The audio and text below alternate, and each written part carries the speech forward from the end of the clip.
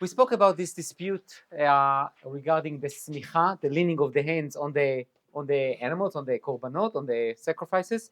And we spoke about Bet Hillel and Bet Shammai, and we spoke about the different possibilities to explain this debate.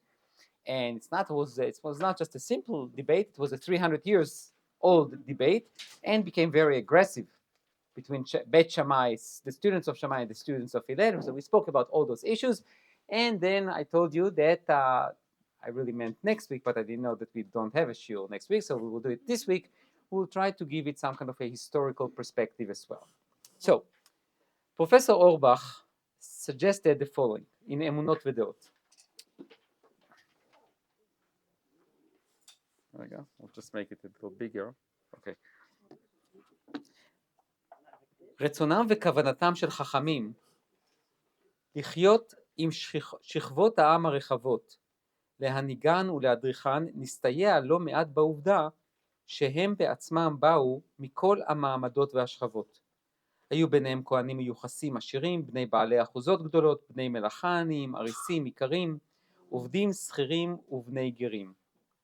וציבור רב גוני זה, כולו ללא יוצא מן הכלל, רצו חכמים לעצב את דמותו ולכוון את דרכו. So, a little bit of history, which I will deviate a bit from what he said, but he basically says, look, he says the idea of Chazal was to try to create a path that does not fit only them and people like-minded, but to everyone. They understood most of the time that they represent the entire Jewish people. The wealthy, the non-wealthy, the ones who want to be wealthy, the ones who are farmers, the ones who are rabbis, some who are judges, some who are plumbers, whatever it is, all of them needs to be represented. Now, I will just say that there were times that there was a tremendous gap between the Chachamim and the Amei Haaretz. We know even some takanot, some enactments that the rabbis created, and the one who really changed it was probably Rabbi Akiva. Rabbi Akiva came from nothing, no background, no knowledge, no money. He was trusted by Rachel, if that was her name. We spoke about it once. And basically, he created a movement, mamash, of making Talmidei Chachamim out of Amei Haaretzot. He was definitely a prime example for it.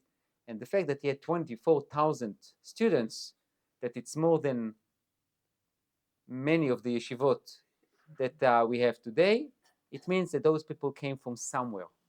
And they didn't come only from an elite group of 0.5% of the population. It came from a larger pool of people. And basically, yes, Rabbi Akiva and many others tried to create some kind of a change and to allow more people to participate in Limud Torah. By the way, I'll give you another example. We know that people who came from the high echelon of Am Yisrael didn't really see the idea, the reason, the idea, the benefit of allowing others to participate. One of the most famous stories is Rabban Gamliel. Rabban Gamliel, who was the president of the Sanhedrin, and his father was the president, and his grandfather was the president, and his great-grandfather was the president, and you understand the lineage. He had this major dispute, and he was removed from his presidency. You remember the story? It's Gemara in Brachot, in Bechorot. And basically, where they opened the Bet Midrash, that's what the Gemara says. They opened the Bet Midrash, and everyone could come, right? Because he basically put guards to prevent people from coming. We also know, even with Hillel, the famous story with Hillel, that he had to go on the roof. They had no money. There was a guard. Okay, so basically the idea was let's guard it in and not allow everyone to come in. And why? So part of it's some kind of the pride of the tribe, but the dynasty, and also the concern. The concern is that people who are not worthy, or people who will not be able to understand, and they will take the class down, and will not allow us to excel. I don't want them here. Now, again, is that the right thing? Is that the wrong thing? No, I'm not now dealing with the issue. I'm just saying that it exists. So Orbach says that the idea was that the rabbis tried to pave a path for everyone to feel that they are part of the religious journey. So now, כסיסמתו של הלל, like the logo or the statement that Hillel has, אל תפרוש מן הציבור, נהגו ודאי גם רבותיו שמעיה ואבטליון. ברם, כלל זה לא מיצה את דרכם הציבורית של חכמים אלו. So he speaks about the Chachamim, and he says the Chachamim first try to find a path that will include everyone, but also they had other elements in their thinking. For example, הם סרבו להישבע שבועת אמונים להורדוס. On one hand, they refused to take an oath of loyalty to Hordus, Herod, אבל at the same time, כהשלמה לדברי שמעיה, אל תתוודע לרשות, באים דברי חברו אבטליון, חכמים ייזהרו בדבריכם, שמא תחובו חובת גלות. שליט של עריץ בסוגו של הורדוס עשוי לדון את שאינם זהירים בדבריהם לגירוש לחוץ על הארץ או לעבודה במכרות. אין לתת לו בקלות עילה להיפטר בדרך זו מן המנהיגות, המכירה את טיבותיה ולשתול מנהיגות זו משכבות העם הרחבות. Okay, so Auerbach says, he talks about חכמים, אמונות ודעות, that's just general thinking that the Auerbach had. He basically says the Chachamim always try to find a balance between what, on one hand, they didn't want to take an oath of loyalty to Hordus, at the same time, they were very careful in what they say. Okay, the Gemara in Baba Batra, for example, in Daf Daled, describes that Hordus, Herod, tried to basically tried to encourage Baba Ben Buta, the only Talmid Chacham that he left after he killed everyone, to try to say something bad about the king. And Baba Ben Buta refused to say anything bad. And he said, oh, if I would know, I would not kill all your friends. Okay, no, a little late. But basically, he just basically, he did not know how smart the rabbis can be, and he obviously dismissed them. Okay, so now let's talk about our issue, because this is why we are here. בקורבן הפסח, when in the Paschal Lamb, עשו לביסוסם של מנהגים ומצוות שהיו הדעות חלוקות בפרטיהם, כגון הבאת העומר או שנמצאו עוררין וחולקים על עיקרן, כגון ניסוך המים והבאת ערבה בשביעי של חג הסוכות, בטקסים מסוג זה בתהלוכות ובחגיגות בהבאת ביקורים. בשמחת בית השואבה ובמעמד הקהל במוצאי שנת השמיטה, הייתה תמיד השתתפותם של המוני העם עיקר. I will give a little bit of a short introduction. Imagine you are at the time of the second temple, even the second temple, and you have a Beit Mikdash in your life. Okay, how does it affect you? You haven't known a life without it. And how does it affect your day-to-day life? Doesn't. Tumah v'tahara, okay, meaning all the laws of Tumah and Tahara and Mikva'ot to go in and Kedusha, it's only when you go into Yerushalayim and into the Beit HaMikdash. If I touched a dead body and I'm not planning to come to Yerushalayim for the next 6 months, בסדר. If I'm not, yeah, I'm not a Kohen. Yes, Israeli פשוט. I'm not interested in going to the Beit HaMikdash. I plan to come in 6 months for Chagim, and then that's it. Korbanot. Okay, if I don't want to bring korbanot, some I have to. Okay, but let's say I do what? You bring them on the Chagim. Yeah, I can bring them to the Chagim. I can appoint someone else. I can do many things. I don't need to. So, and what about Chagim? If I don't plan to come to Yerushalayim for Chagim, how do I celebrate Chag? How do I celebrate Yom? How do I celebrate Shavuot if I don't come to Yerushalayim, to Beit HaMikdash? No cheesecake. No, really. I mean, what do I do on Shavuot? B'chavana, purposely, I picked Shavuot. Because Shavuot is the most quote-unquote boring Chag. There is nothing. There is no shofar. There is no sukkah. There is no arbat minim. There is nothing. So what do I do? What do you? I'm not a farmer. Shmini Atzeret is the same thing. Shmini Atzeret, same thing. We'll talk about that in a second. Yeah, supposed to, but we know that not everyone went. Most probably did not. You have a promise in the Torah that says what? ולא יחמוד איש את ארצך בעלותך לראות את פני השם אלוקיך 3 פעמים בשנה. But Hashem promised you that no one will desire, because think about it, everyone go to Yerushalayim, okay? and everything else is what is empty. So the enemies will come. So Hashem says to you, don't worry. From the fact that Hashem tells you don't worry, it means what? You are worried, okay? So and I understand it. I plow the field every day, every morning. Now you tell me shalosh פעמים בשנה I'm disappearing. And don't forget, to come from Galil to Yerushalayim, זה והפקקים, right? And the pkakim, the demonstrations, you miss the Chag. You miss the Chag. So the idea is that, people didn't rush to Yerushalayim, okay? Didn't rush to Yerushalayim. Now, we all have this imagination, we say, we ask for rain only בזין בחשוון, עד שיגיע האחרון שבהם לבבל, they came from Bavel, obviously they came from Haifa. No. So, okay, let's go back. So, באמת, the people who are totally, fully influenced by the Beit HaMikdash are the people of Yerushalayim. If I don't live in Yerushalayim, the Beit HaMikdash is a wonderful thing. I go and see it once or twice, I come, I'm inspired. That's what the Rambam says in Hilchot Beit HaBchira. I see Kohanim בעבודתם, לוויים בדוכנם, ישראל במעמדם, in incredible structure, incredible holiness. I go home and I tell every one of my friends, and I instill in them this spirituality that will last until next Chag. That's ideal. Okay. So, but if I don't, there's not much for me. Now, if I come, but I don't participate, I bring a korban, and I don't do smicha. Now I'm Bet Shammai. And you know what? I'm not really interested in you coming to Simchat Bet HaShoeva. I will give it only to the rabbis to make the dance. You can clap your hands there, right? But I don't want you to participate. Also, you know what? I'm not interested that you will come really on Yom Tov. Come Chol HaMoed.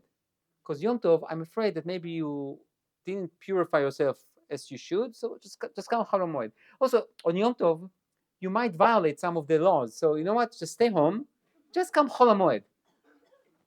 What do you think will be my relations or my connection to the Beit HaMikdash?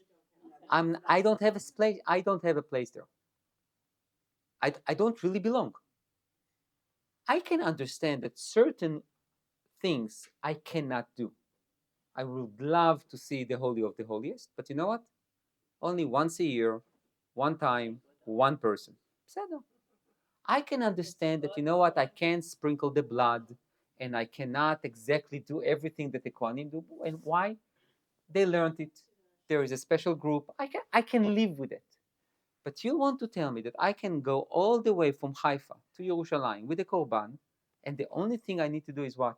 To give you the korban and go, so I can send a messenger.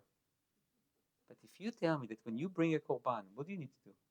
You lean your hands. You are the one to give it to me. I'm interested in you. I'm interested that you will participate in Simchat Bet HaShoeva. I'm interested in you participating in the korbanot as much as you can, as much as I can give you halachically. Then my relations with the Beit HaMikdash and sanctity is totally what? Is totally different. So now, OUisrael is going to say it in his own words, but I'm going to give an introduction. There is always a question of, I will call it like that in Hebrew, and then I'll translate, ptichut mul sgirut. What does it mean?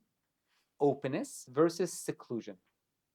What do I mean by that? On one hand, if you take the approach of openness and you try to bring the people in, obviously, someone is going to what? To violate one of the laws. Why? They don't know. They know and they forgot. They are too excited. Whatever it is. You are going to really invite everyone, but you're going to invite troubles as well. And some unworthy people and all of that. On the other hand, by allowing everyone an access to it, you hopefully inspire them to become holier and to become more involved in all of that. Seclusion means you control the narrative, you control the situation, you know exactly who comes in, who comes out, you know that everything will be kept to the last detail. On the other hand, what's the disadvantage? Obviously, the people will not be interested. You will create a cult of one group who runs it all, and the rest of them will just look from a side or will lose interest. Yes? היה אפשר לקבל כל כך המונים,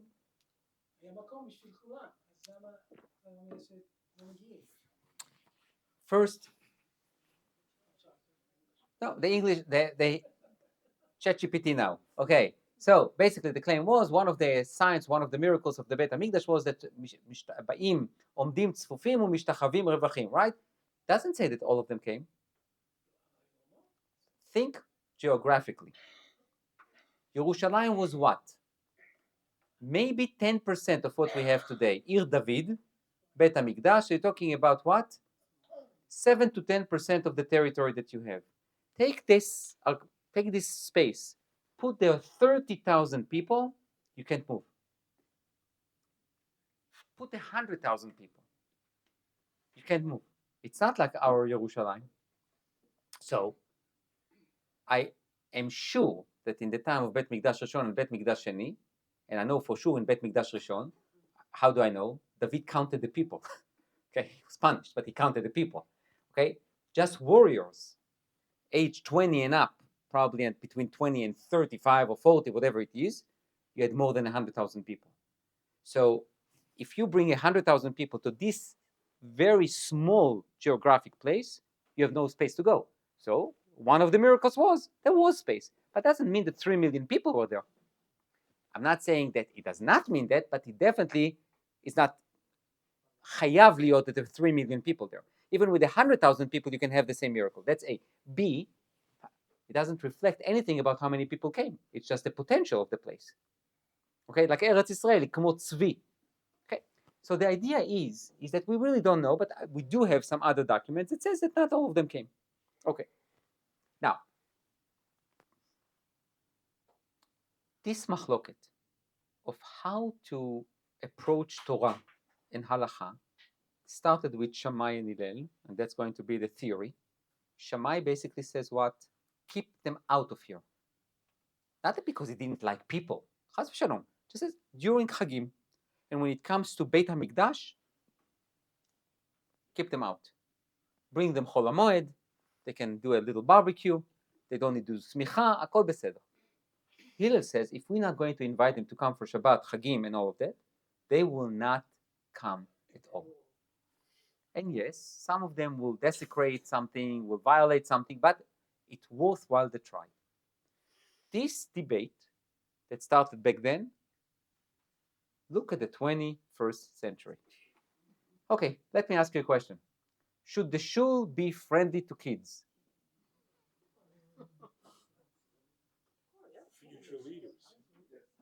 Future leaders. No children, no adults. If you don't bring them, they will not come. They will have no idea what's flying.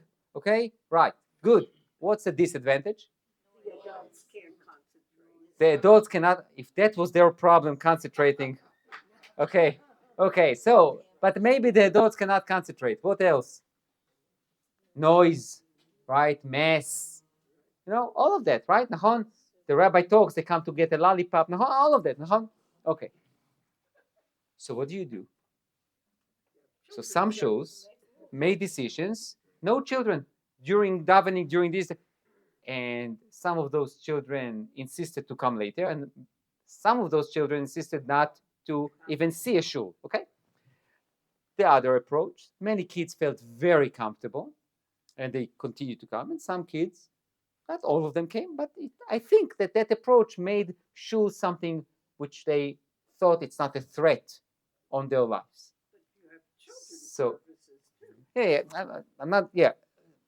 Children's services, and then there is the candies and all of that. But what I'm saying is, there is always this question. Now I'll give you another one.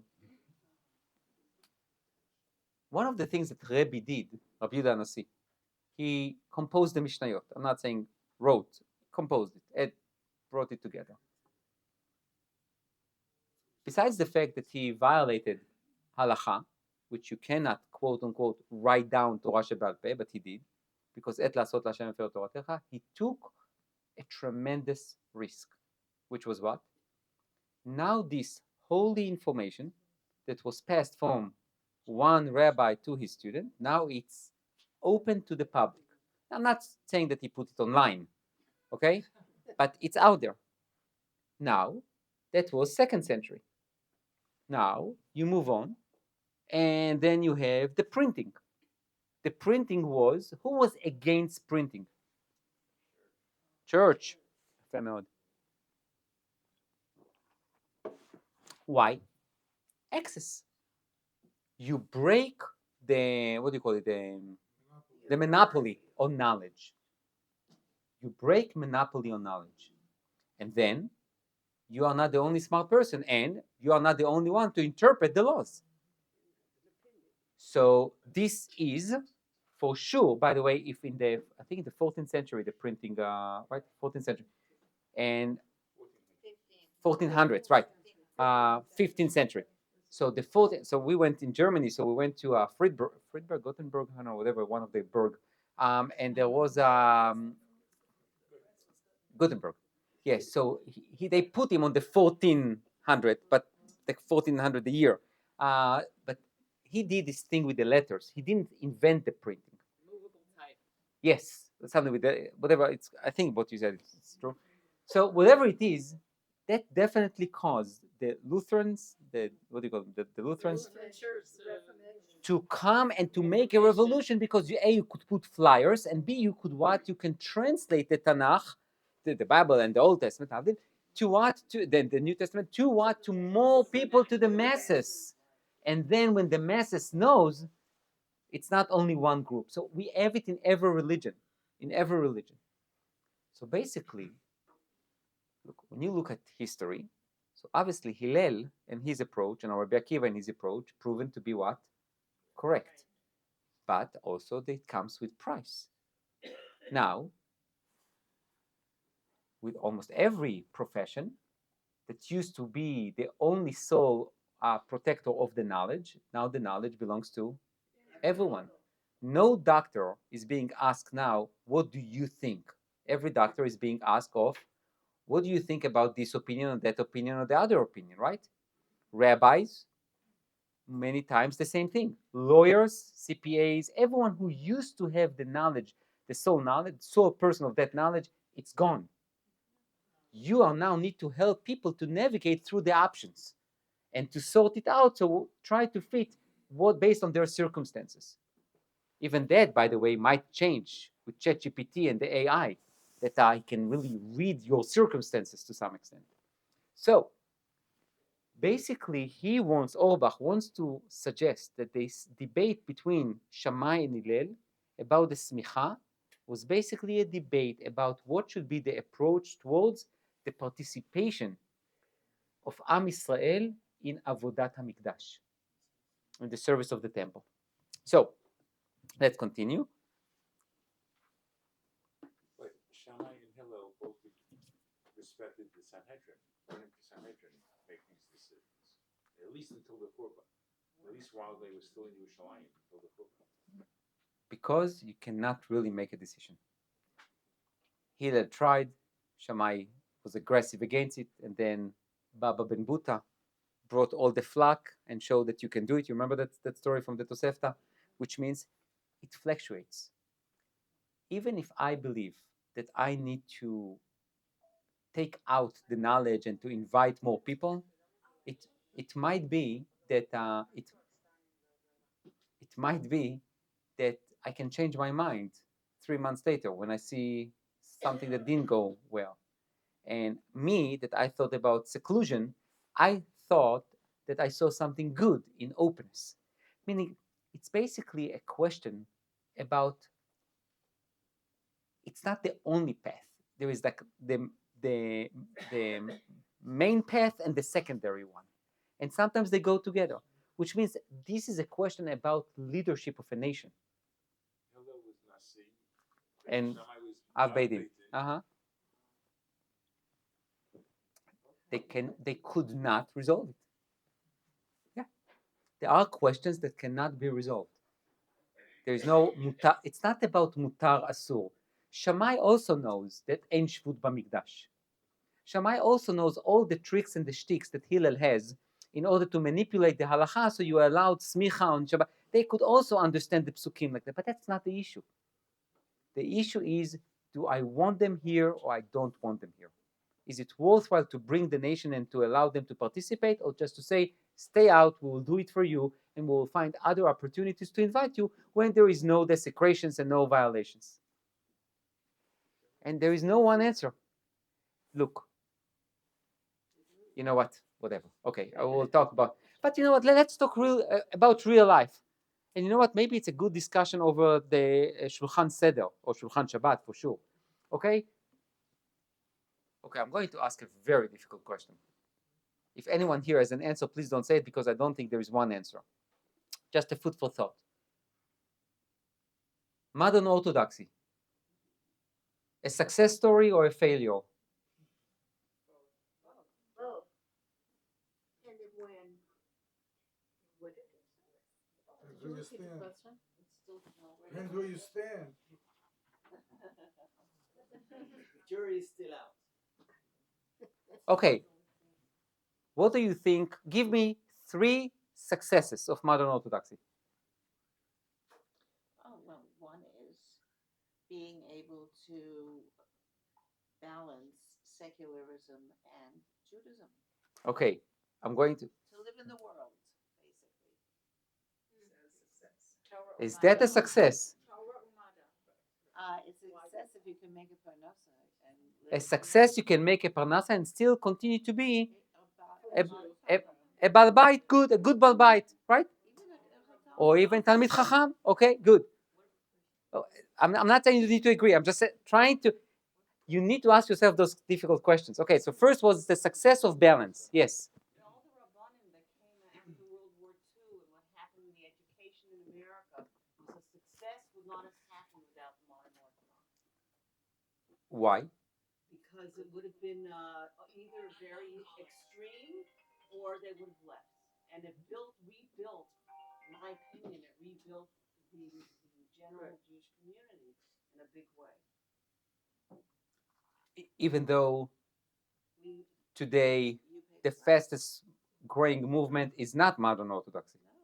No, if it didn't exist, we would have been in terrible. So that's a success. Okay, I'm not judging. Success. Okay. Rega, before. Susie, everyone understood that. Why are you asking? You know, I met once, years ago, a professor, and we spoke about modern Orthodoxy. He says to me, modern Orthodoxy, he says to me, it's like a mastic, a gum. He says you can stretch it everywhere you want. Okay? It was an interesting comment. Yes. It's relative if you compare it to in the 1950s that conservative Judaism seemed to be supreme. It was a great response to that, and relative conservative reform, modern Orthodoxy is quite successful. If you compare it to In what way? that you brought up a generation that would come to shul and observe many mitzvot. Interesting. You see how so good. Okay, go ahead, please. Whereas if you compare it to the yeshiva movement and Lakewood, they have far surpassed modern Orthodoxy. Numbers. You're talking about numbers. In numbers and in terms of emphasis on learning Talmud. So you will call it commitment to Torah, or That's not modern Orthodox. It depends what you commit by. That's a very, very clear. But in terms of specific learning, Talmud, they encourage the Daf Yomi. They take Met Stadium. Mhm. They have Yake Kala. So in terms of learning, they have been extremely successful. okay. So let's not talk about. Let's just focus on modern Orthodoxy. You say compared. So it depends who you're comparing. Okay, very good. So what's your point of reference? Okay, good. Rega. Now we'll go here. I think modern Orthodoxy opened up the tent, and it was able to attract normal people. It was able to. Let me preface it. I'm sorry. It was able. We are re-editing it now. Attract those people who didn't have a very strong foundation, who were not privileged to go to day school or to have a community. Like Okay, so here we hear one success success, we will define that it created a space for people who were not necessarily had the background to join in and to grow in their religion and to bring them in. Okay, And good. to give them the ability To grow. learn and open up more. Perfect. Thank you. Oh, here is a success that, if you call it success, it depends on your perspective. But if you look at a movement and you try to look, okay, what are the dgalim, what are the flags that we raise? By the way, I didn't speak about religious Zionism. I'm talking about modern Orthodoxy. So that if you don't understand what is modern Orthodoxy, you don't understand what is religious Zionism, so don't compare them. But I'm not going to talk about religious Zionism because most of you didn't grow up like that. You grew up modern Orthodox. And there is a difference. There is a huge difference.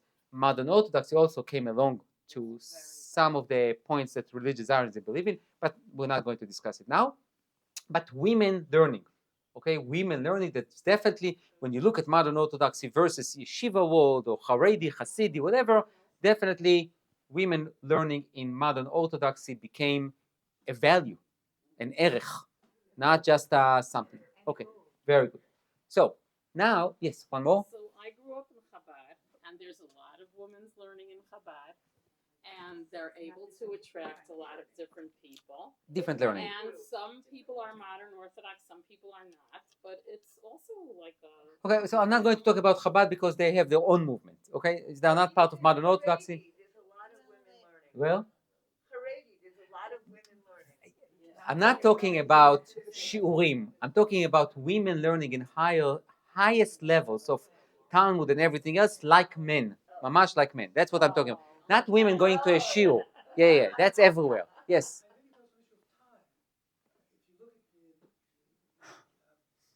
The American Jewish community, 1950s, as opposed to 1980 or 2000, huge changes. And so the emphasis went that there could be a modern Orthodox movement in the 50s, 60s, 70s, and continued to the Haredi movement, or the, however you want to call it, which outgrew them in huge amounts in 2000 and on. Okay. Focus. Okay, focus. Okay, two more, and then we're going to talk about failures. So think about the failures, and I don't know why I have a feeling that everyone will have something to say about that one. Okay, yes, two more. Yes. So I think that modern Orthodoxy filled the need at a certain point and was very, very important.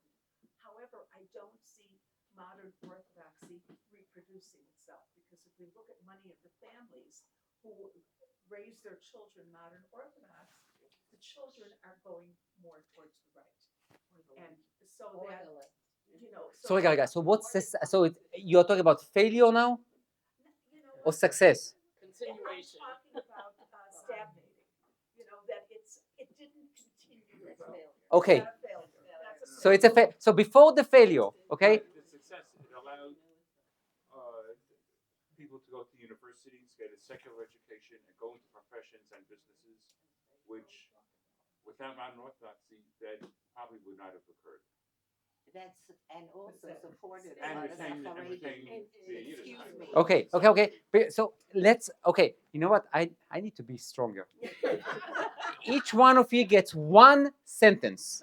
So think before. After one sentence, I will cut it. I want bullet points. Okay. So the only bullet point I heard was women learning. Shkoyach.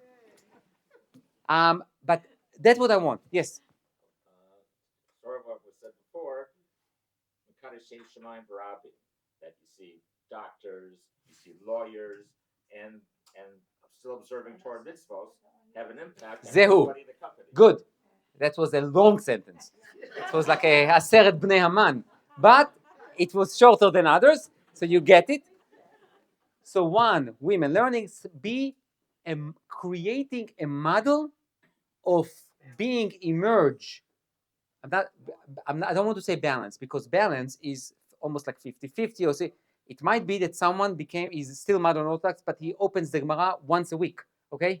Because he's immersed in research and he's being a doctor, he's whatever he is. So we have women learning, we have the idea that you can be immersed in the world, but you can, not but, with the idea that you are a shomer Torah and mitzvot, you try to be kovei itim LaTorah, and all of them. Okay, good. So we basically have 2 or 3 successes. Failures. Oh, okay. Lack of passion. Very good. You have time to think. Wonderful. Nachon. Sound familiar. Lack of passion for learning Torah. I'm not arguing here. There is a comment. Okay, next. I think the mixing, the mingling of male and female went too far. That's my opinion. Okay, your opinion. You're entitled to Meaning opinion. the meaning part of the success, that's like the quote unquote the other side of the success of immersing yourself in general society, you always pick up some other things that are in general society, and there is more it's more relaxed between the genders. Let's put it like that. Some people can say it's healthier than in other places. Some people can say there is an issue. Good. Yes. One sentence. Israel is different than America. Yeah. America. We're talking about America now. Okay. Yes. דווקא במודרן אורתודוקסי? או בכלל? בכלל. But, so Susie, you said more in modern. So let's say the Shidduch crisis definitely was not poseach because of Pesach. Didn't skip over us. And we have our own issues with it. Okay, good. So? Yes. The fact that you have to introduce these modifiers, modern, Orthodox, Judaism. Why can't Judaism just encompass whatever it is? But that's a question about all of them. Why it needs to be yeshivish, why it needs to be Hasidish. Okay, so why did I do this exercise? A, it was fun.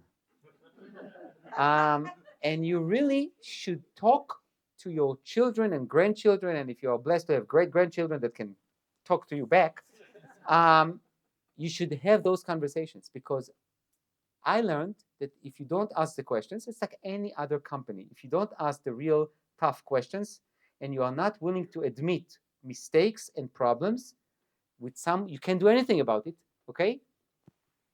You're not going to go anywhere.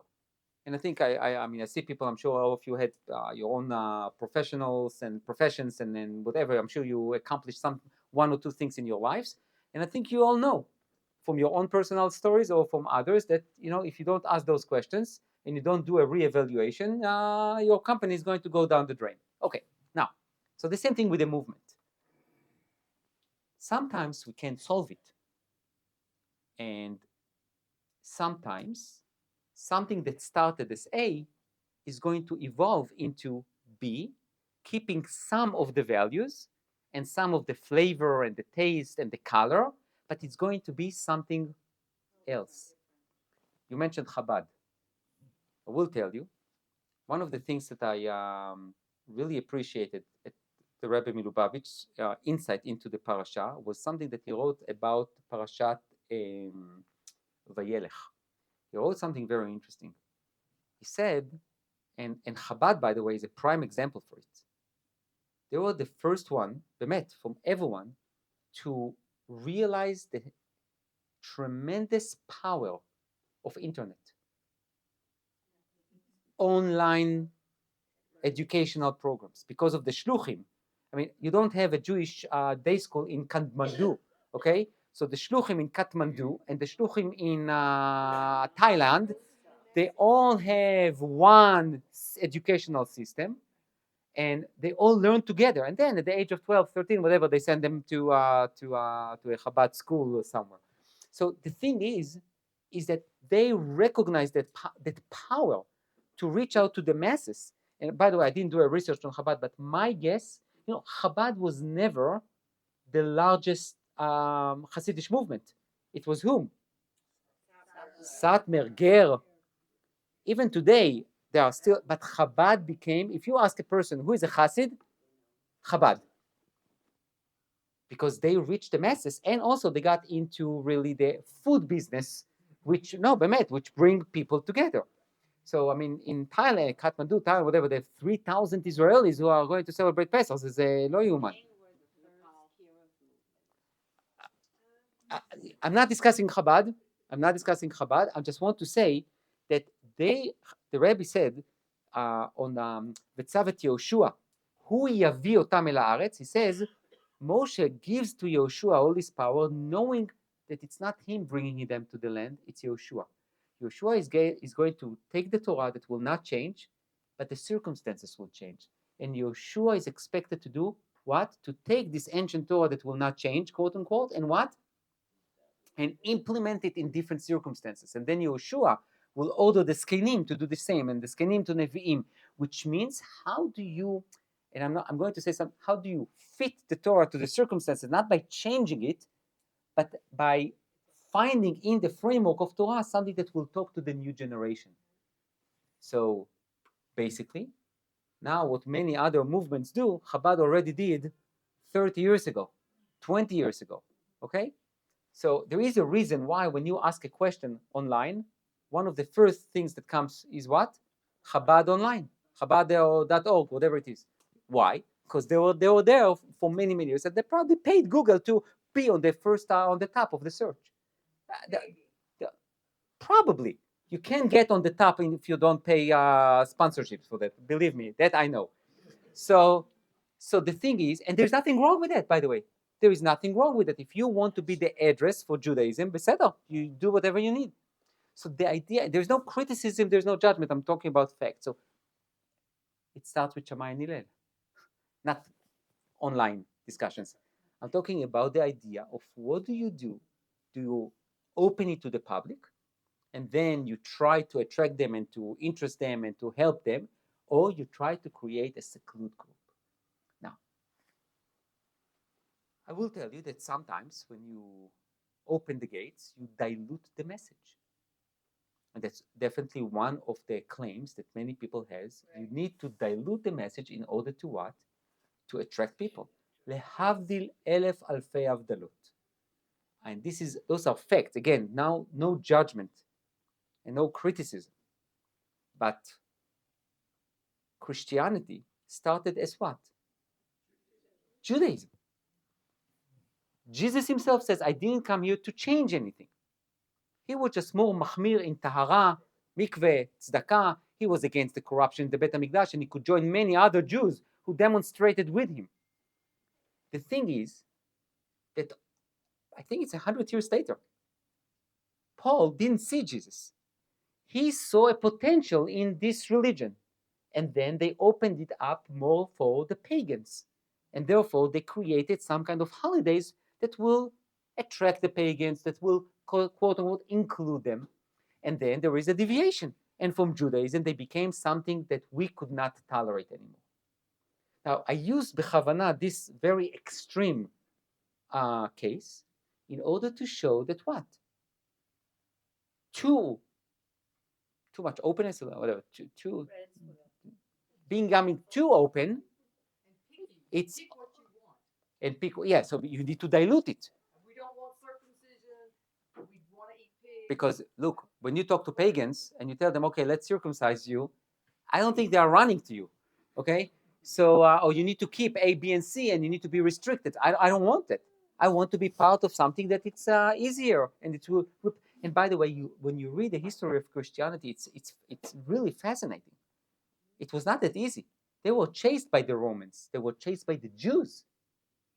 Only after that, at the beginning of the 5th century, when the Roman Empire accepted upon themselves Christianity as religion, because they didn't believe in so much in religion, they believed in power. They thought that by accepting Christianity, they will be able to unite the entire empire. It was more political than religious. So I'm taking an example from that. But until that time, Christianity was not exactly the most coveted religion. Exactly the opposite, by the way. You saw some Roman empires that were more interested in Judaism rather than in Christianity. But whatever it is, it's the idea of how open you are and how much you want to seclude yourself. And this is the question. And I don't know, it was a conversation, not so much, it derives from here. But the idea of modernity, this is definitely one of the most challenging challenge for everyone. You think that only modern Orthodox is dealing with modernity? You think the Haredi movement, the Yeshivish movement, the Hasidish movement are not dealing with it? You think conservative and reforms do not deal with it? You think Christianity and Islam do not deal with it? Everyone deals with modernity. And you know why? This is our lives. And modernity does not, I'm talking about evolution, inventions, all of that, innovations. It's attractive and it's always there. What are you going to do? What, you're not going to buy, you're still going to want to bake with, collecting wood and setting up fire? Obviously not. So you're going to buy an oven. And if you have an oven, what do you have? A Shabbat mode.